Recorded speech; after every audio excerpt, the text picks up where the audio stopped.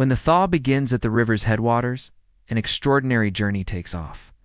Thousands of red salmon rise from the ocean depths, returning to the fresh water where they were born. Guided by an inner compass responding to Earth's magnetic signals, it's as if they can smell their home through the currents.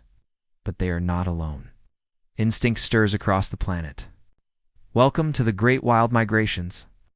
After years in the vast Pacific, enduring freezing waters and strong tides, the salmon feel the call of their origin. Their mission is clear: return to spawn, and die. It's a brutal journey. It's over 200 kilometers against raging rivers with treacherous drops and whirlpools. Yet they push forward, driven by an ancient, sacred impulse. For weeks they swim without food or rest. Every stroke, every twitch of muscle, a triumph over the impossible. Slowly, they transform. Their silver turns to fiery red. Their jaws curve into fierce hooks. They are now warriors, ready to fight for territory, for the right to give life. But the bright colors attract hungry eyes. Brown bears stand guard along the banks, silent, patient, deadly. One salmon jump might be its last. In calmer, shallow waters, bears gain the upper hand. One adult bear can catch dozens in a day. Every second is a battle between life and death. After 8 relentless weeks, the few survivors reach their birthplace. Their bodies torn, exhausted, but they swim on. Their very existence depends on one final effort. Only the strongest make it. They've escaped bears, eagles, hunger, and crushing currents.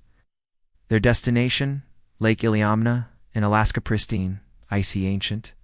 Here in peaceful waters, the final ritual begins. Mating.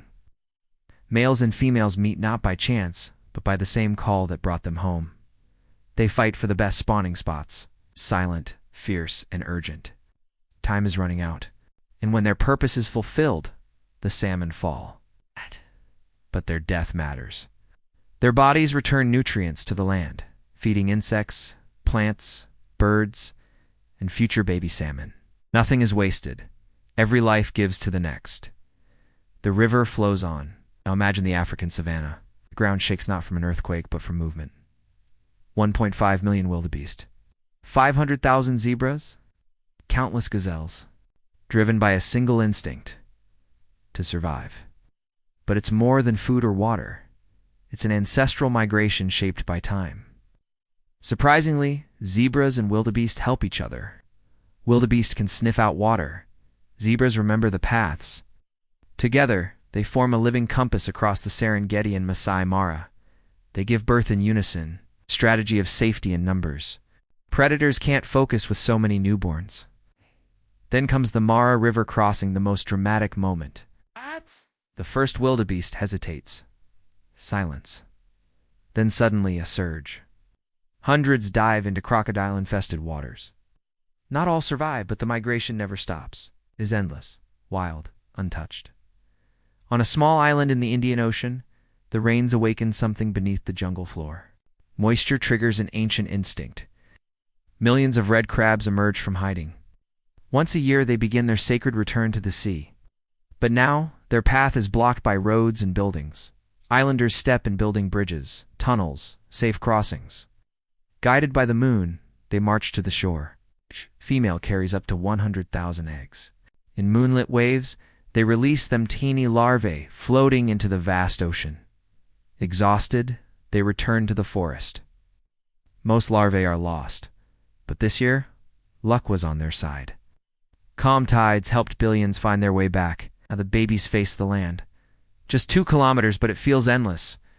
They dodge terrain, heat, and even adult crabs who attack their own. Survival means reaching the jungle's edge, yet the forest hides yellow, ants coordinated, ruthless, deadly. Only the strongest or luckiest survive.